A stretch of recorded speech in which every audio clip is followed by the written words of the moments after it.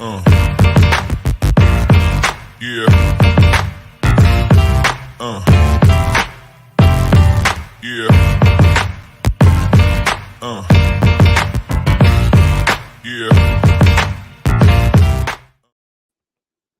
And all right, what's up? Welcome back, GC Live. Hope everybody had a great Christmas and Happy New Year. Back rolling here. Wes Mitchell, Chris Clark.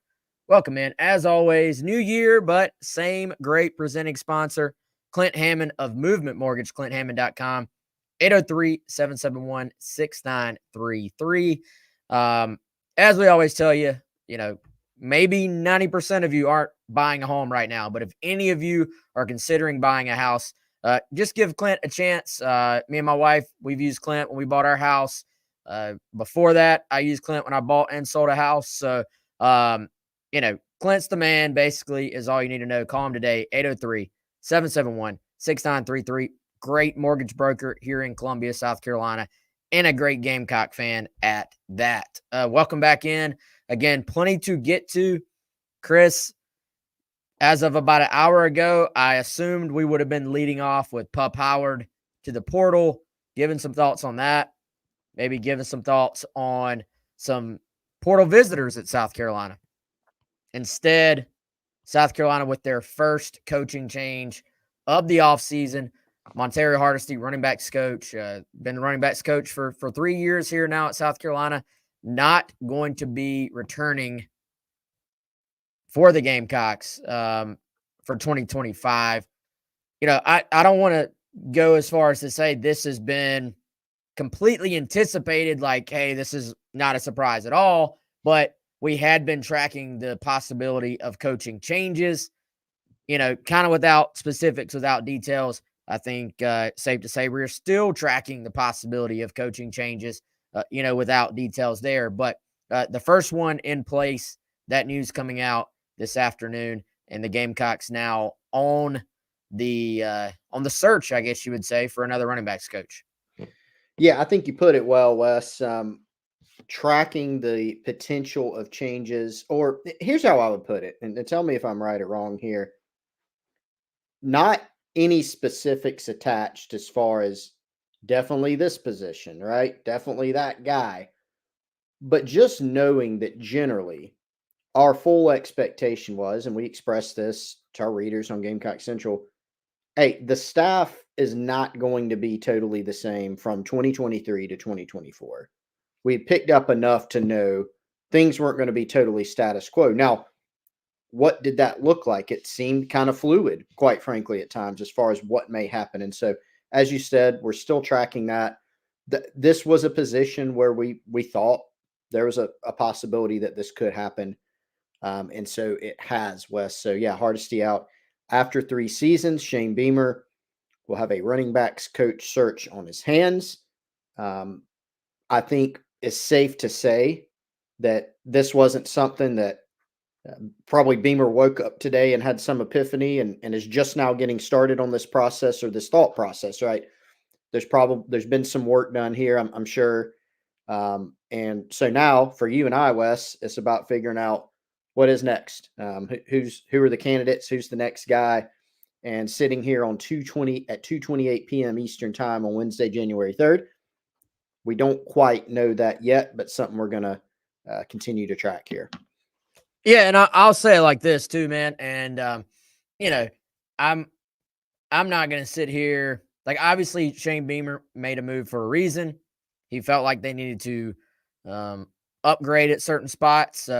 Running back being the one we know right now, and we'll see if there are more moving forward or what those are moving forward, I guess, to be more specific. But I can never sit here and just be happy somebody lost their job. I do see celebration whenever there are coaching changes by fans, and, I get it. At the same time, I personally never applaud that. Hardesty, was always good to us, but I think if Beamer feels that he needs to upgrade at certain spots, then that's what he has to do. And that is kind of the business side of being a college football coach. And frankly, Chris, being a coach at that level. If you are coaching at the SEC level, you're going to be paid incredibly well relative to coaching in high school, or relative to coaching at, FCS. Like you are, other than the NFL, you are at the top of the top of your profession for that position. And so with that is going to come greater responsibilities. It's going to become greater expectations and greater scrutiny. So I think, in this business, you're going to work incredibly hard. Like you're going to have crazy hours. You're going to be paid very well if you make it to that point. But also the line for employment and not employment is razor thin. And so that's just kind of is what it is when you kind of get down to the brass tacks of the business side of this thing. It is. And I was just thinking, as you said that, Wes, there's a bunch of examples in college football of coaches having to fire guys that, quite frankly, are among their best friends, and they have to fire them. And it's difficult.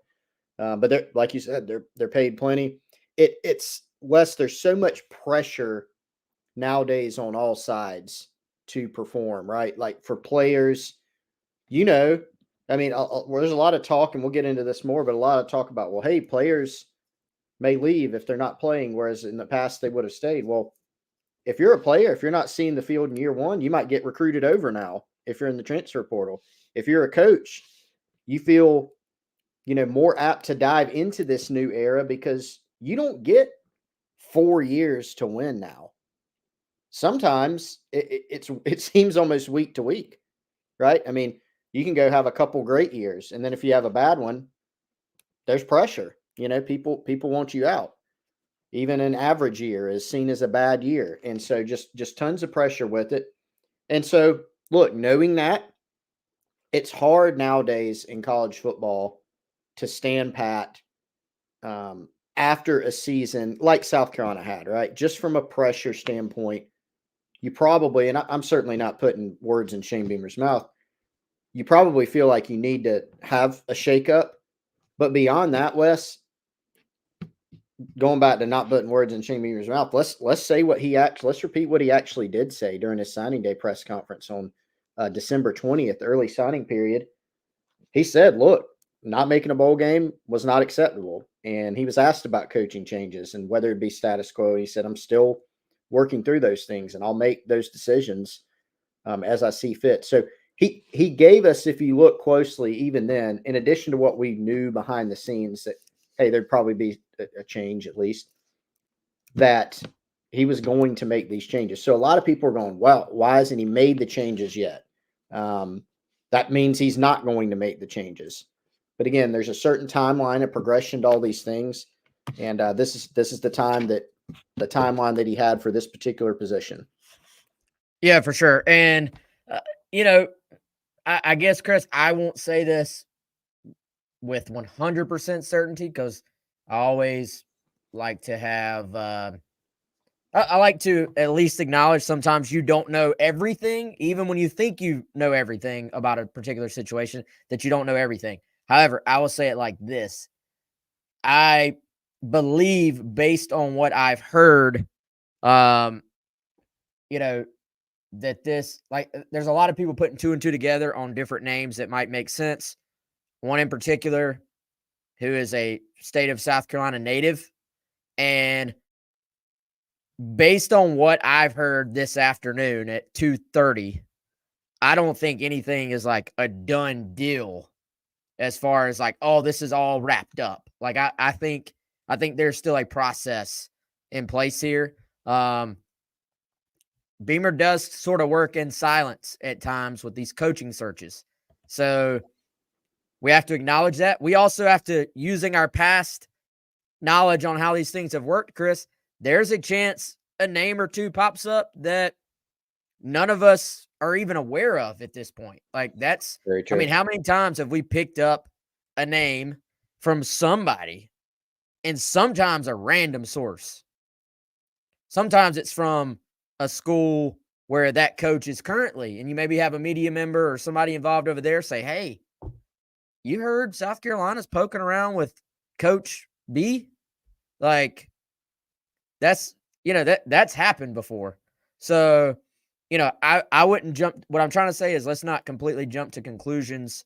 You know, everybody, would Jimmy Smith make sense? Yeah, of course he makes sense. He's an SEC coach that's from South Carolina. But let's not jump to anything's a done deal. I don't believe that to be the case, but I do know we'll be tracking the heck out of this thing, trying to dive in and see what else is out there for South Carolina in terms of this coaching search. And you know what, guys? I think for this opening, for this hire, you got to think recruiting. Running backs coach, it's got to be your dude. It's got to be your guy who can go out there and not just for his position, but also for his area. You got to go get guys, right? Like you got to go get studs. And I think some positions you look at and you say, hey, recruiting's always important, but development for this position is the most important thing. To me, running backs coach, not one of those spots. Yeah, it's a spot where you don't want to say coaching is not important, Wes, but the biggest thing at running back is the acquisition of talent, right? That's being able to coach guys on their steps and where to be in a specific scheme and pass blocking, especially as young players. But acquiring talent is the name of the game at this position. And certainly South Carolina, historically, Wes, we've seen a lot of really good running backs come through this school. It's a position where from a depth standpoint, and I would say an overall, like just the top end talent, it's a spot where you've looked around and gone, they could be doing better here, right? And so, to talk about Jimmy Smith briefly, since he, is a name that has come up early, why does he make sense, right? Well, SEC experience. He's at Arkansas. He coached Rocket Sanders, who's going to be playing for the Gamecocks this coming season. He coached him at Arkansas in 2022, 2023. He's a long time. I think he spent about 12 years in the state of Georgia as a high school coach. And he's from South Carolina, and he spent some time at Darlington as an offensive coordinator and quarterbacks coach in 2005. So he's got ties to the state of South Carolina. He's got helpful recruiting ties. And if you look at the guys he's recruited, Wes, he's done a really good job recruiting. Landed Braylon Russell, 4-star out of the state of Arkansas this year. He's got a 4-star kid from the state of Missouri in 2025, Jamarian Parker, committed right now. And you kind of go up and look up and down the guys he's recruited at Arkansas. He's done quite a nice job there. So a name that, would make a lot of sense for those reasons. And you definitely are looking at the recruiting profile for, who's a guy who can come in that has some ties, who can bring some talent to the roster. Yeah, no doubt, man, for sure. All right, we got plenty to hit, and probably going to be a little bit shorter show today, to be honest with y'all, but we definitely wanted to hop on and, make sure. I mean, we got plenty to catch up on. Also, real quick, our friends at Liberty Tax. Tax time is actually almost here, right around the corner, 803-462-5576. Call them today. And Chris, I know you've gotten to know Larry personally, and he's sort of already got a tax plan for you and your family. Chris and I, we're grown adults now, man. We were literally talking about taxes and tax implications earlier today. And I got a little bit jealous, man, because you already have a plan going into this year that you're not going to have any taxiety. No taxiety at all, man. I feel great about it. Actually been talking to Larry plenty, even this calendar year, but plenty last calendar year. Probably going to be sitting down in February, West, to situate some more things for the 2024 year. So he does an outstanding job. Tons of knowledge, tons of stories, does a great job. We've been super impressed with him. So give him a call there, 803-462-5576. Make sure you have no taxiety. No doubt, man. Liberty Tax, your trusted tax experts for life. Understand 401ks, paying on student loans, apps like Venmo, how all that can affect your taxes. Again, 803-462-5576. Shout out to Larry. Appreciate you, man, as always. All right, so Chris, Pup Howard to the portal. this is one I always think it's interesting when you kind of have a situation or a happening where when you see the response, you quickly realize what fans are like subscribers to pay sites and what fans are not. And I don't even say this as a complete like, hey, sign up for Gamecock Central, even though we would love for you to. I just mean in general, if you were on either of the major pay sites for South Carolina, you were not shocked when Pup Howard entered the portal. Yet I still saw, this is surprising. What's going on with this? A late, I saw last second surprise addition to the portal. You had an idea it could be coming, even if it maybe didn't at the time make complete sense to you why Pup Howard was going to enter the portal. And so, man, I think this is one of those, we talked about it on the radio show today. We all kind of have to recalibrate our minds as far as what is considered the new normal in today's college football, unless there are changes to how the portal is going to work in the future. And maybe there will be. As of right now, everybody in the country, every fan base, every coaching staff is dealing with, oh man, that guy's transferring? Yeah. Why would he leave? Like, it is commonplace, I feel like. And I get why fans are upset. I do. But at the same time, nothing is really shocking to me anymore in terms of a guy leaving for the portal. Can we apply your symptom disease type of thing to this, Wes? Because, and I got asked today, and it's a fair question, but had a question on the Insiders Forum of, hey, we had Cam Sandlin leave and Pup Howard leave after 1 year with the program. There's got to be something negative going on with the program for that to happen. And so, but the first thing to look at is, well, you didn't have tons of guys leaving after 1 year with the program. That's the first thing, right? That's number one. Secondly, the Cam Sandlin and the Pup Howard situations were not the same. And I'll admit, Wes, you jump in if you know. I don't know as much on the Cam Sandlin situation. I know a lot more on the Pup Howard situation. I know they weren't the same. And here, when you look at Pup, here's the thing. 5 years ago, if a guy was wanting to go back home, if a guy had a bunch of friends that he missed somewhere, if a guy had a health situation back home, if a guy wanted to play somewhere more, whatever it may be, he had three options. You can ride it out. You can transfer down a level.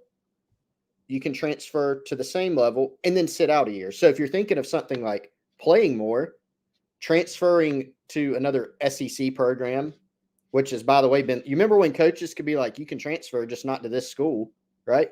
Coaches used to be able to limit it. They could put 20 schools on there. You can't transfer to this school. I don't like this school, right? Chris, not to cut you off, man, but I just felt like, I feel like we're talking about something from 50 years ago, and it was from like, three. What? Yeah.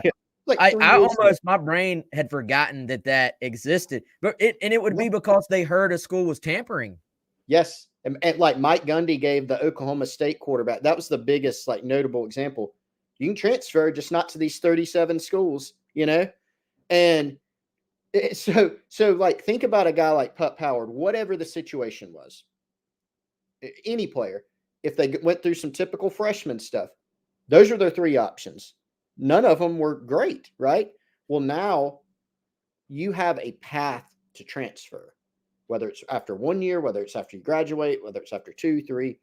And so the answer is, there more of a societal like tilt to go make a change if things aren't going as well as they could? Yes, there is some of that, I'm sure.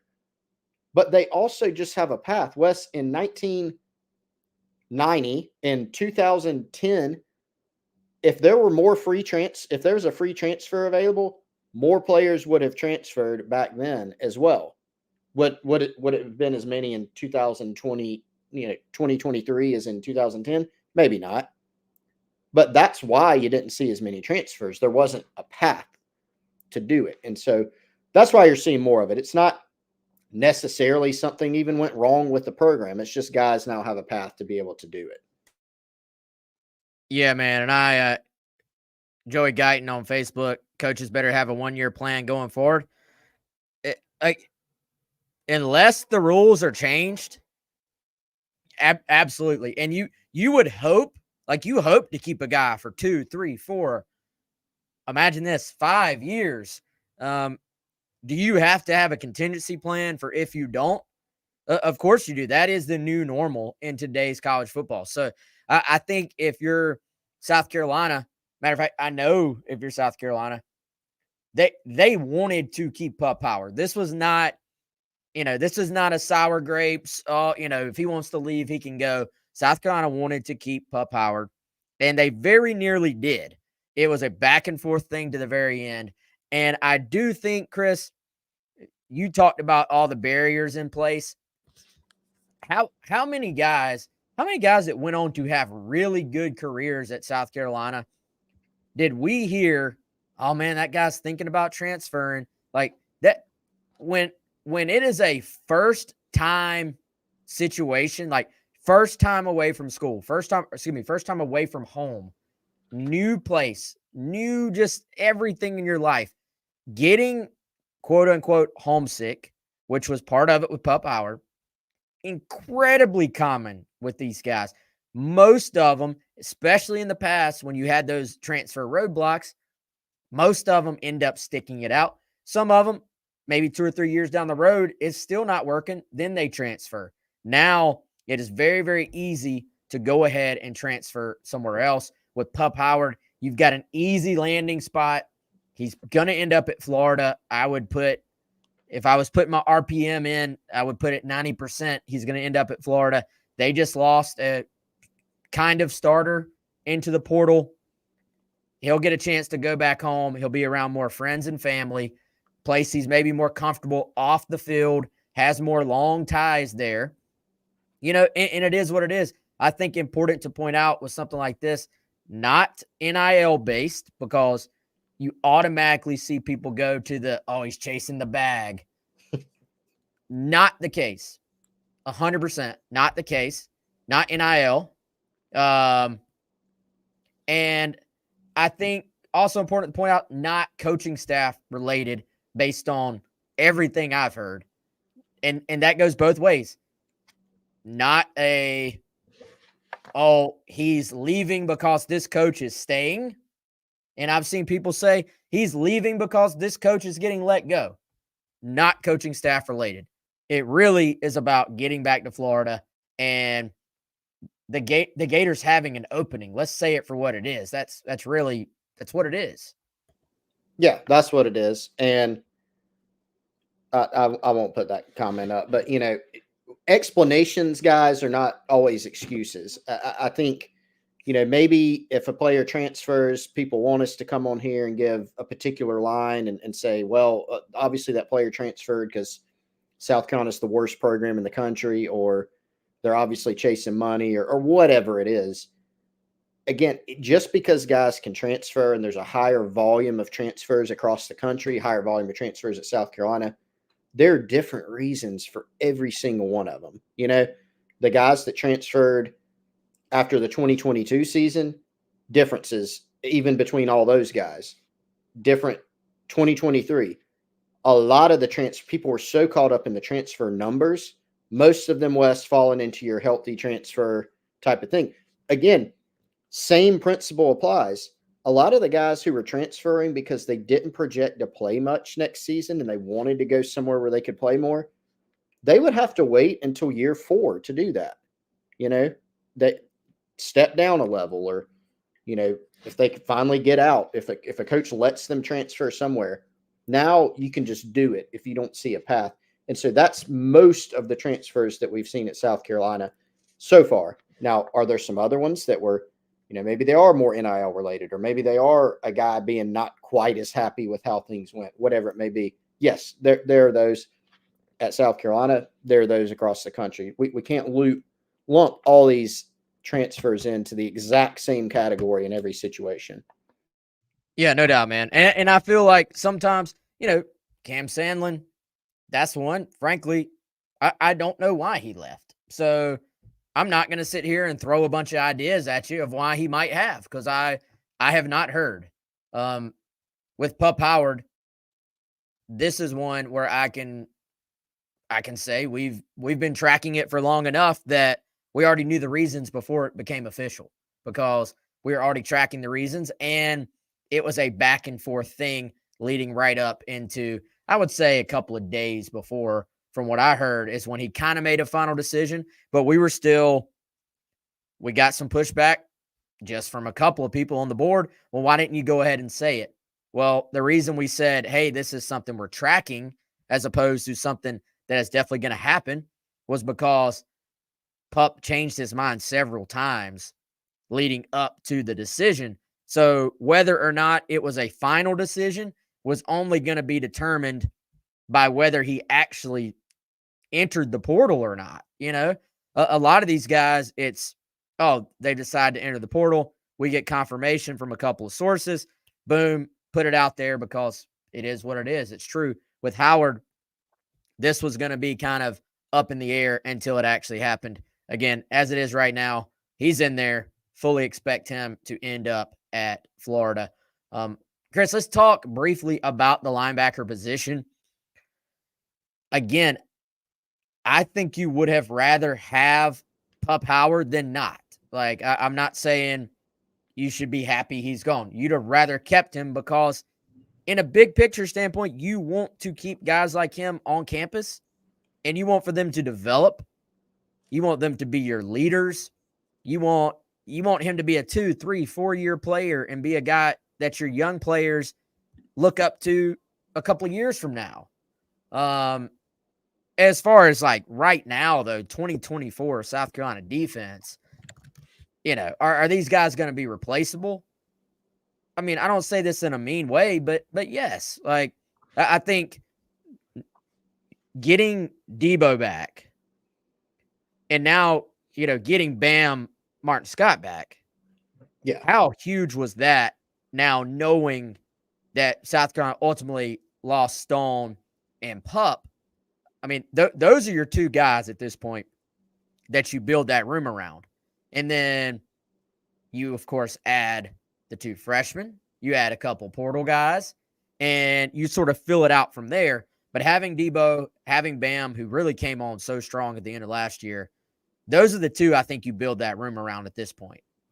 Yeah, those guys did. And Wes, I think, we don't know the percentage that South Carolina will play of, a 4-2-5 versus a 3-3-5. Certainly we expect that the 3-3-5 look, given that success down the stretch last year, will probably be a part of this defense. But I think you look at Bam Martin Scott, man, probably even regardless of what has just happened, having an expanded role going into 2024.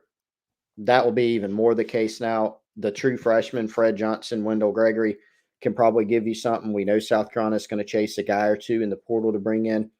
Mo Kaba is planning on coming back, Wes. And, let's be realistic. We'll see how that goes, from a health standpoint. Hopefully he gets back and can play and be healthy and play well for you. And then Jaron Willis, of course, is a guy that, played kind of a role player last year. At the bare minimum, you think he could continue that, maybe a little bit more for you. And so obviously the portal acquisitions now, they've gone from maybe something that was a luxury get to, you need to go get a linebacker or two in the portal now. But if you do and you get a couple of good ones, you can still feel pretty good about that room, I think. Yeah, for sure, man. And I think, again, nobody's saying that's ideal that you have to say, oh, well, got to add portal guys. But I think, JD is saying, can we even field a 3-3-5 now? Yes, of course. I mean, I don't know why you couldn't. You have what I would consider at this point 2 starters returning. So can Jaron Willis take another step forward? I mean, dude, he might be the twitchiest guy of everybody in the room. Yeah. I mean, he is very twitchy. Bam Martin Scott, super athletic. So, I mean, right now, to me, it's all about getting your best 11 on the field. Is that 4-2-5? Is that 3-3-5? My guess is it's a mix of all the above, especially with the number of guys they've been bringing in on the defensive line during this offseason. So I think most of that stuff, though, frankly, is to be determined later on. At this point, you just got to get as many guys in your room as you can that can help you. And I think getting 2 guys from the portal to go with their 2 freshman additions who both enroll early, which I think is very important to this conversation. You know, you're going to be fine there. And like Chris said, we'll see what happens with Mo. I would love for Mo, just for him, you know, for his own sake, to come back, be able to regain what he had before, and go have a huge year for South Carolina. It's going to be tough, frankly, but I would love for that to happen for him. But that could be another option, you know, as Chris said, in there for South Carolina. But, I mean, the next 7 days, the next 7 days is going to be massive for South Carolina going into sort of mid-year enrollment. You got your high school guys arriving on campus. And then, of course, you have visitors. So starting right now, you have guys on campus already right this second as we're recording this. You know, we'll see which of these guys they land is what I'm getting at. Yeah, January 3rd through the 7th. It's a quiet period technically, so coaches can't go on the road, but prospects can visit Columbia. And we've already got some news on that on GamecockCentral.com, and we'll continue following it throughout the week, throughout the weekend. Make sure you stay tuned. And I guess we'll be back to Wes later this week, I guess Friday, to kind of unpack more of that. But there's a lot going on for sure.